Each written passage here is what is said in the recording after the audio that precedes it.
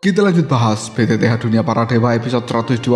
Oke, langsung usah banyak meng. Kita langsung masuk aja ke pembahasan.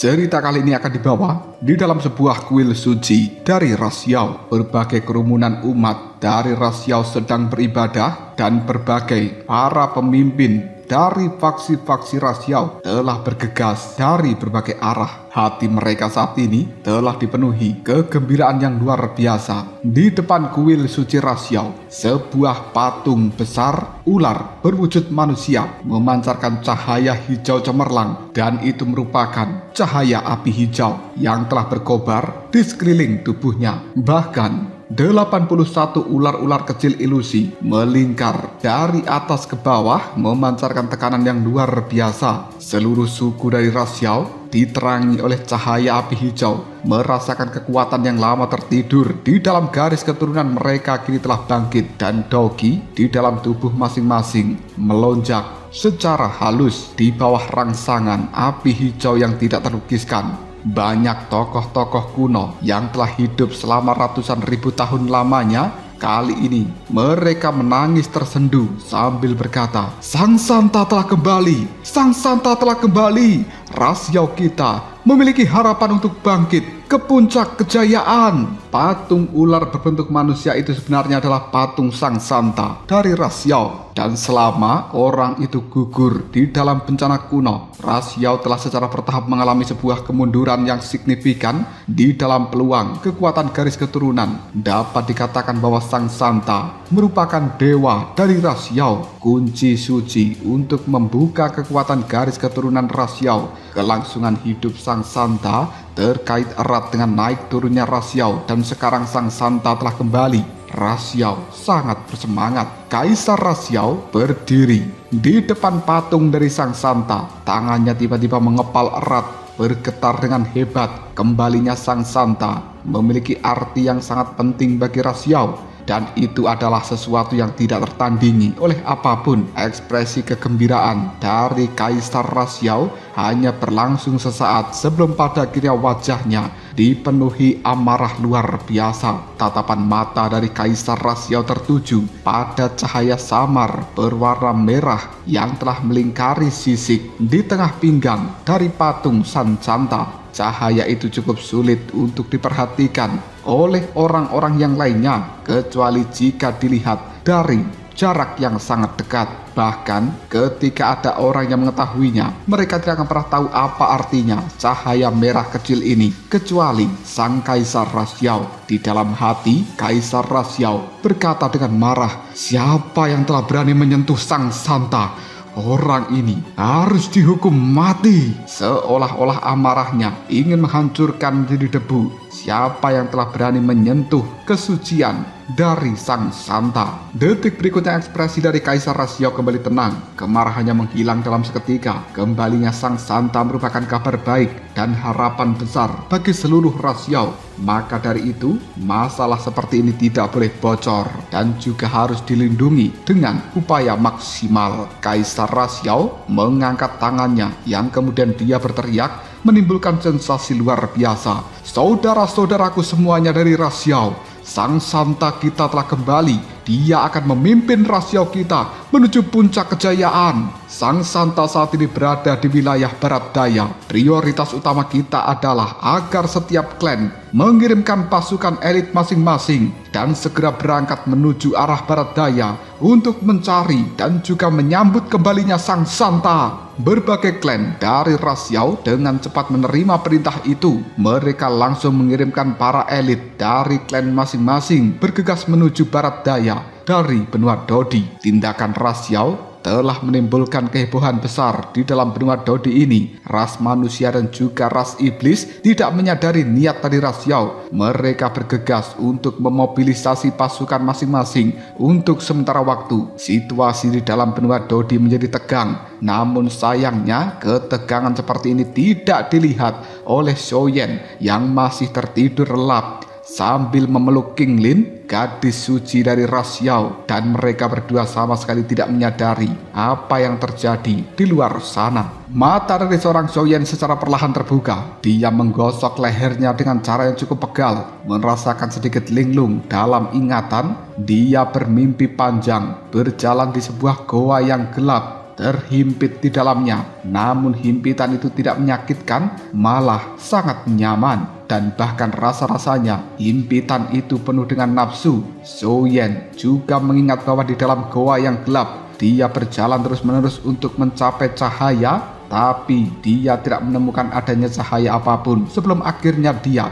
kehilangan kesadaran. Xiaoyan menggelengkan kepalanya penuh dengan penyesalan. Sayang sekali, aku masih belum bisa terlepas dari kegelapan goa yang benar-benar panjang itu. Sepertinya sebelum bermimpi aku melihat adanya King Lin. Setelah berkata seperti ini, Xiaoyan pun menoleh dan raut wajahnya penuh keterkejutan. Dia benar-benar tercengang karena mendapati ada sesosok gadis yang tertidur di samping Xiaoyan, dan bahkan saat ini tangan dari gadis itu masih memeluk pinggang dari Xiaoyan. Rambut sang gadis acak-acakan, wajahnya terlihat lembut, dan bahkan dia tidak menggunakan sehelai pakaian apapun, membuat Xiaoyan langsung menyadari siapa yang melihat adegan seperti ini pasti akan langsung tahu bahwa mereka telah melakukan kiu-kiu empuk jeru.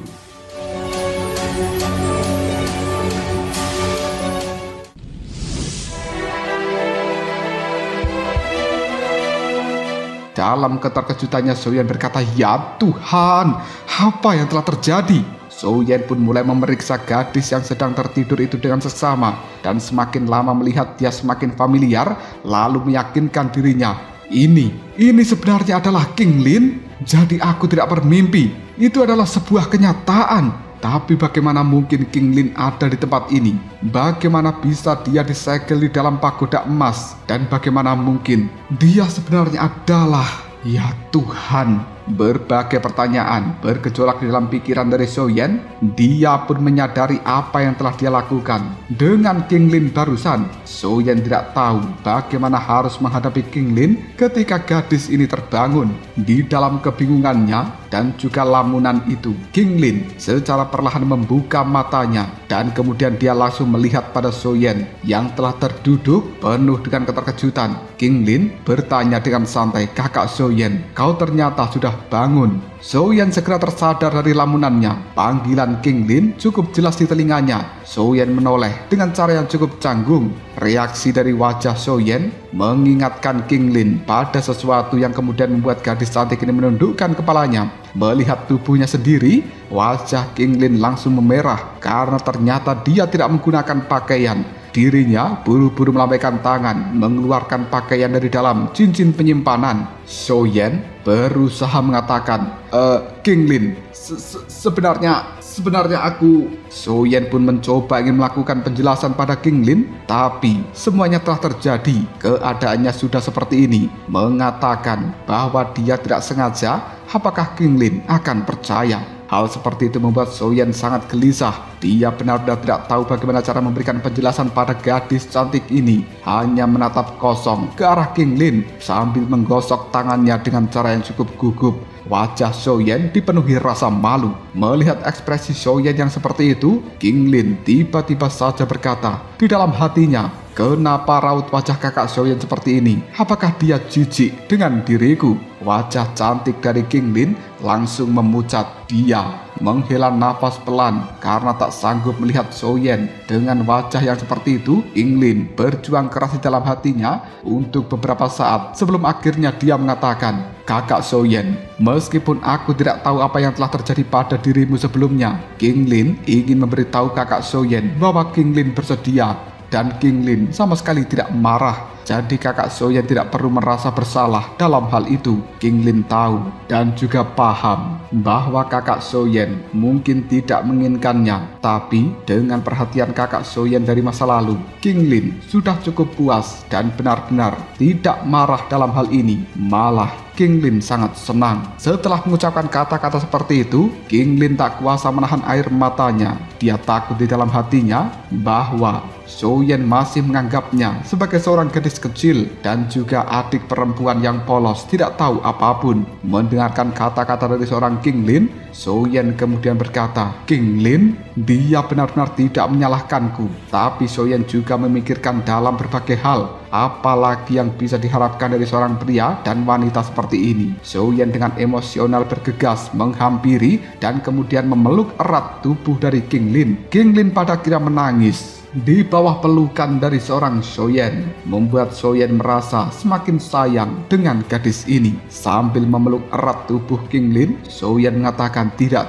mulai sekarang aku akan memanggilmu King bukan King Lin lagi, dan mulai sekarang kau adalah King ku. Ternyata King ku sudah dewasa, bukan gadis kecil seperti saat itu. Kau mulai hari ini adalah wanita milik Soyen. Air mata kembali menggenang di mata dari King Lin. Dia memejamkan matanya, mencubit lengan, merasakan rasa sakit bahwa itu adalah pembuktian bahwa dia tidak sedang bermimpi. Yang kemudian King Lin berbisik, "Kakak Soyen, King Lin bermimpi menjadi wanitamu." Dan King Lin ingin mengajukan pertanyaan kepada kakak Soyen. "Bolehkah?" Soyen pun menganggukkan kepalanya. "Tentu saja boleh, silakan tanyakan apapun." King Lin kemudian mengatakan, King Lin ingin bertanya, apakah King Lin benar-benar berada di dalam hati kakak Soyen? Soyen pun menganggukkan kepalanya. "Tentu saja, kau selalu di dalam hatiku." Dengan cemberut, King Lin pun mengatakan, "Lalu kenapa kakak Soyen terlihat sangat tidak senang tadi?" King Lin mengira bahwa kakak Soyen merasa jijik dengan King Lin. Soyen pun tergagap.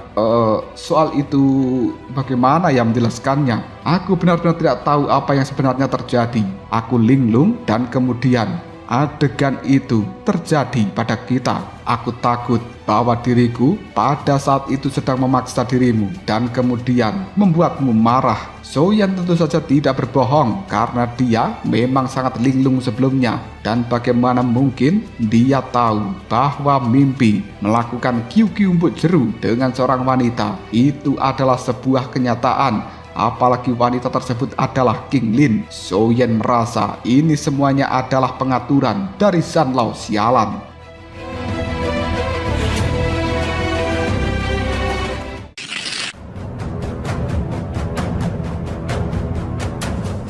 Menerima jawaban dari seorang Soyen membuat King Lin tersenyum. Wajahnya kemudian dibenamkan di dalam pelukan dari Soyen. Dia pun dengan lembut segera berkata, "Kakak Soyen, kau masih saja merasa konyol." King Lin malah sebenarnya sangat menginginkan hal itu. Soyen pun segera berkata, "King ku, kau sudah benar-benar dewasa. Oh ya, bagaimana ceritanya kau bisa sampai di dalam tempat ini?" King Lin menjawab perkataan dari Soyen, "Aku juga tidak paham. Dulu ketika kakak Soyen mencapai terobosan menuju benua Dodi, King tiba-tiba mendengarkan sebuah panggilan misterius yang kemudian tertarik masuk ke dalam pagoda emas ini. Di dalam pagoda emas sangat gelap. Aku tidak bisa keluar. Apapun yang telah terjadi, King pada saat itu sangat ketakutan dan berharap kakak Soyen selalu ada di sisiku. King berpikir, selama kakak Soyen ada, aku pasti akan bisa keluar. Jadi King mati-matian berlatih ingin memecahkan tempat kurungan ini dan pergi lebih awal untuk mencari kakak Soyen. Kakak Soyen, tahukah kau? King sangat tidak berdaya pada saat itu, dan untungnya aku masih bisa mengingat kakak Soyen. Begitu aku mengingat dirimu, aku tidak takut lagi pada apapun." Tubuh dari King Lin bergetar. Adegan-adegan yang telah dia alami di dalam pagoda emas ini sangatlah nyata dan juga menakutkan. Ternyata King Lin telah berada di dalam pagoda emas dan kemudian pergi dari benua Doki menuju benua Dodi ini tanpa memiliki kekuatan. Di tahap Dodi, dia tidak bisa melawan hukum langit dan bumi. Jadi King Lin terjebak di dalam ruang gelap dari pagoda emas dan kemudian berkultivasi sendirian dalam kesepian dan juga ketakutan. Soyen kemudian memeluk King Lin sambil berkata, "Baiklah King semuanya sudah berlalu. Sekarang aku ada di sisimu. Kau tidak akan pernah merasa kesepian atau takut lagi." King Lin menganggukkan kepalanya dan dia pun bersandar di pelukan Soyen. Wajahnya penuh kebahagiaan. King Lin tiba-tiba saja berkata dalam kebingungannya, "Oh ya kakak Soyen, ketika aku berada di puncak menara, atau pagoda emas ini, sebuah suara sering mengatakan pada diriku bahwa aku adalah gadis suci dari ras Xiao. Aku harus berlatih dengan baik karena aku akan memikul tanggung jawab yang besar di masa depan nanti. Zhou Yan pun tersedak ketika mendengarkan kata-kata King Lin.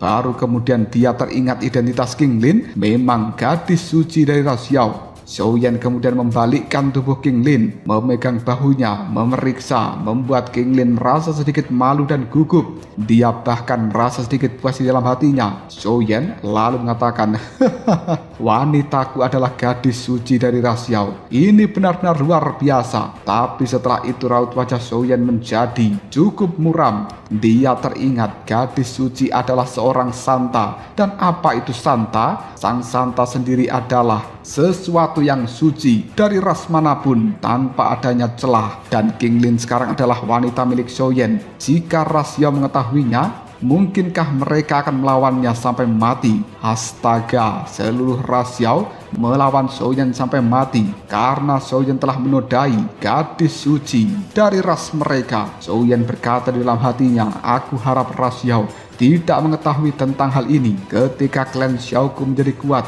aku akan menikahi gadis suci dari ras Xiao dan kemudian membawanya pulang. Saat ini keinginan Zhou Yan untuk memperluas kekuasaan dan meningkatkan kekuatan semakin kuat. King Lin melihat wajah Zhou Yan yang muram, dia bertanya dengan khawatir, kakak Zhou Yan ada apa? Apakah kau merasa tidak nyaman atau kakak Zhou Yan merasa terganggu karena King Lin adalah gadis suci dari ras Xiao? Zhou Yan menggelengkan kepalanya. Aku baik-baik saja. King adalah gadis suci dari ras Xiao. Di dalam benua Dodi ini, statusmu memiliki kemuliaan tertinggi. Bagaimana mungkin aku merasa terganggu? Zhou Yan kemudian mulai menjelaskan struktur dari benua Dodi dan pengalamannya sejak datang ke tempat ini pada King Lin.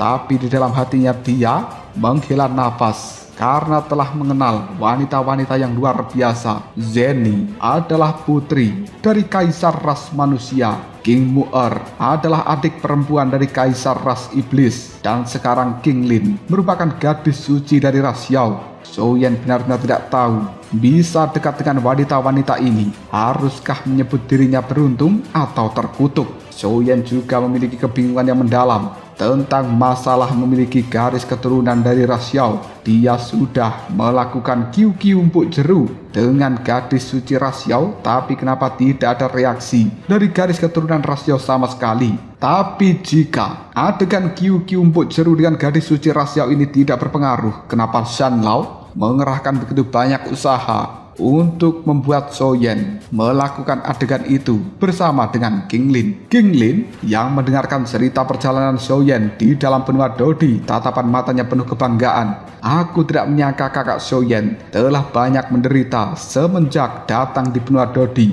Tapi kakak Zhou Yan sangatlah luar biasa. Hanya dalam waktu yang cukup singkat kau sudah berada di bintang 4 Dodi dan juga cukup terkenal. Zhou Yan tersenyum. Itu semuanya hanyalah sebuah keberuntungan. King Lin membelai pipi dari Zhou Yan. Kakak Zhou Yan, kau masih saja rendah hati seperti pada saat itu.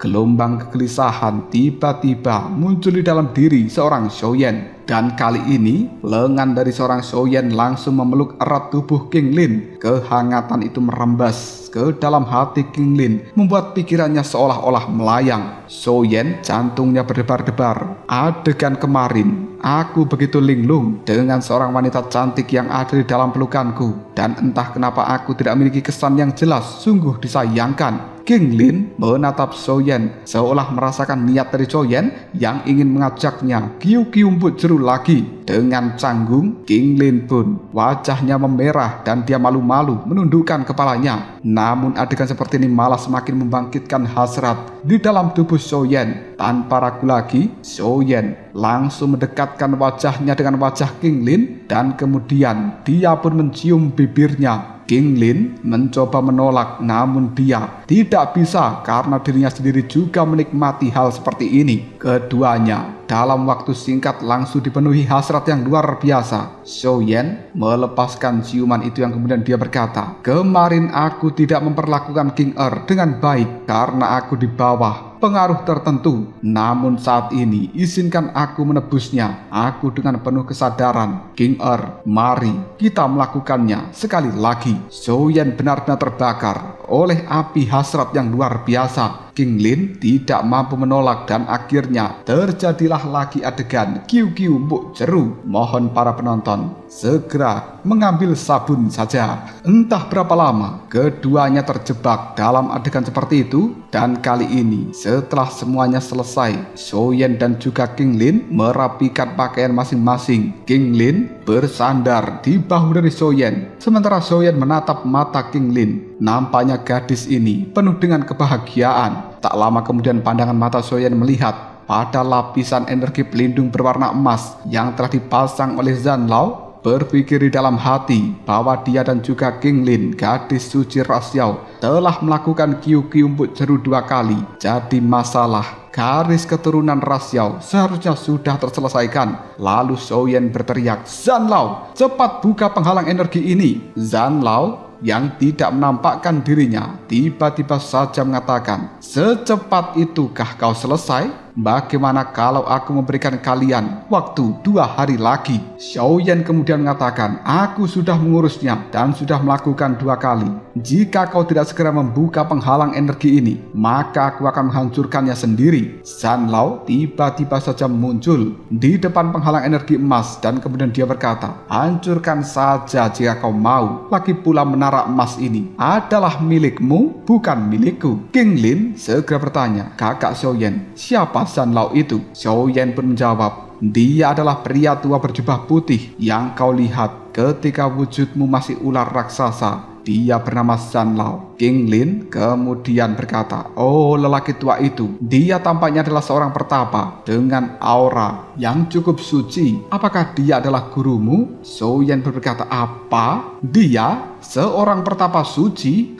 Zhan Lao ini hanyalah orang tua mesum cabul dan juga tidak tahu malu." King Lin kemudian berkata, "Kakak Zhou Yan, kau tidak boleh berbicara seperti itu kepada orang tua atau bahkan gurumu." Zhou Yan kemudian berkata, "Guruku? Lihatlah penghalang energi emas ini. Tidakkah kau tahu bahwa semua ini adalah..." Zhou Yan tidak melanjutkan kata-katanya. Jika dia menceritakan semuanya pada King Lin, mungkin King Lin akan sangat membenci Zhan Lao, dan pada saat itu Zhou Yan juga akan terseret ke dalam sebuah masalah. King Lin benar-benar tidak paham betapa rumitnya pikiran Zhou Yan saat ini, dan dia masih menunggu Zhou Yan melanjutkan kata-katanya. Tapi Zhou Yan tidak segera berbicara kembali. Tiba-tiba penghalang energi berwarna emas bergetar lalu menghilang, menyisakan kepulan asap berwarna putih. Kali ini King Lin dan juga Zhou Yan melihat Zhan Lao berdiri tidak jauh dari mereka. Zhou Yan menatap Zhan Lao dengan penuh amarah. Zhan Lao menunjuk Zhou Yan menuntut penjelasan.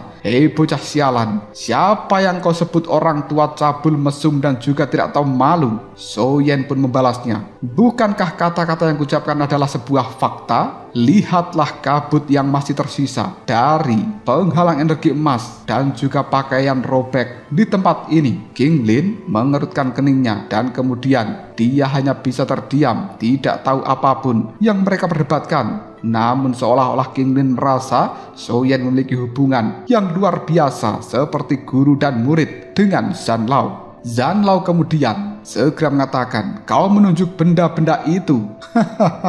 "Baguslah bocah sialan. Kalau begitu aku akan bicara dengan jelas padamu. Jika aku tidak memasang energi pelindung, haruskah aku, orang tua ini, pergi ke tempat lain untuk tinggal? Bagaimana jika sesuatu yang tidak terduga terjadi padamu? Jika aku tidak menggunakan beberapa metode, dengan kepribadianmu bisakah kau melakukan adegan itu dengan jelas dan tenang? Jika bukan karena diriku, bagaimana kau akan bisa mendapatkan garis keturunan ras Yao? Aku sudah bersusah payah membantumu, namun kau tidak hanya tidak menghargainya, tapi kau malah mencaci maki aku sebagai orang yang telah memberikan bantuan paling banyak. Dasar kau bocah sialan."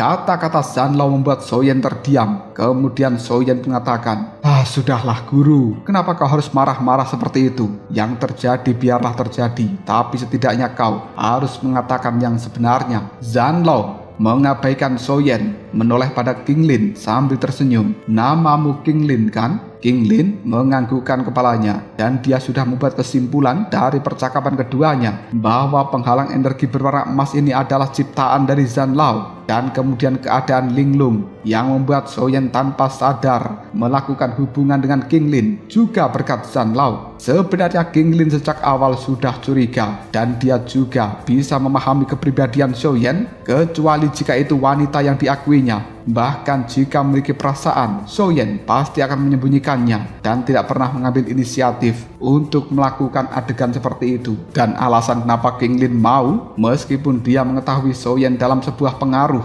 karena dia sangat senang bisa bertemu kembali dengan Soyen. Bahkan dengan apa yang telah terjadi sebelumnya, entah disengaja atau tidak, King Lin benar-benar puas. Kali ini King Lin tidak tahu apa yang harus dia lakukan pada Zanlao. Mengatakan bahwa dia benci, tapi King Lin merasa cara dari orang tua ini memang cukup tercela dan juga menjijikkan. Tapi jika bukan karena Zanlao, maka Soyen tidak akan pernah mau melakukan hubungan seperti itu dengan King Lin. Di dalam hatinya, King Lin merasa sangat berterima kasih kepada Zanlao. Dan bagaimana mungkin pikiran seorang King Lin bisa tersembunyi dari Zanlao yang telah berpengalaman? Namun masalah seperti ini terlalu tabu untuk dibicarakan. Zanlao hanya tersenyum dan kemudian dia memuji. Memang cantik alami, kecantikan yang tidak tertandingi. Tidak heran bahwa Soyen terus membicarakan dirimu setiap hari. Kalian berdua benar-benar pasangan yang sangat serasi dan juga sempurna. Mendengarkan pujian dari Zanlao, King Lin langsung teringat adegan Kyuki Umput Jeru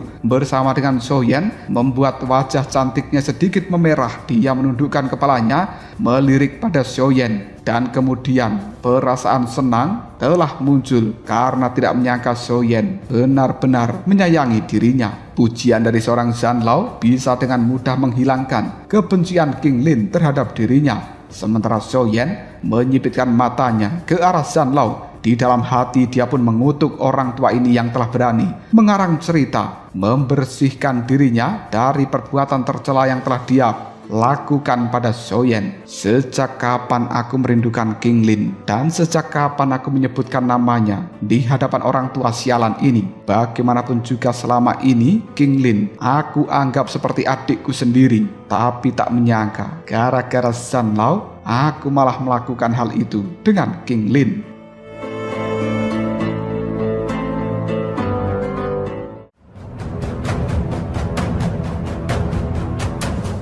Lalu apakah yang akan terjadi selanjutnya? Mungkinkah pada saat ini Soyen sudah benar-benar memiliki garis keturunan rasial di dalam tubuhnya karena dia melakukan adegan itu dengan King Lin? Jika kalian penasaran, tunggu aja jawabannya di next video Obrol Shop.